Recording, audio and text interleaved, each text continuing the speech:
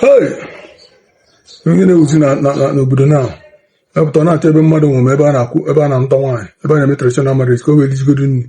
Oluzi ebe mmadụ nwụrụ na-ebe she's like a mother to us, she's like a mother to us, she's like a father to us. Ọmakwa onye ọkwa agụụ na-eme ya ya ka o ligotachigodo ọsọ ọ na-eji ozi na-ebe ka o si ebe akwa iche na nwanne nne ya ma nwanne nne ya nwụrụ.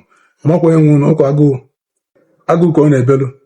She's like a mother to us ka o ligodo nri tachi ya ọsọ ka ọ malụ nke a na-aya ya. Ọpụta ọjọọ gị ma nwe ebe ọgba ebe mmadụ nwụrụ ebe ọgba ndị ga-ekwu nwekwu ọsị gị nwe ebe ọgba ebe mmadụ nwụrụ. Agụụ na-eme ndị mmadụ alụ na Naịjirịa kịta. Efu dị mkpa ọ na-ama eli. Agụụ erika. Agụụ dị too much now. Ọ bụla ya afọ n'ọchịchị Tinubu agabeghị aga ụdị etu a. Ịma o nwere ndị be anyị kwu na agụụ mere ala ji lesipata ya motu o jide ala ma jiri ọsọ ya akwala na ndụ. Yes, agụụ mere ala ji olesipata ya motu o jide ala ma jiri ọsọ ya akwala na ndụ. Ya agụụ mere rich man wee bifegharịa aka lee one of his property ka ya ọ ga-emezi poor man.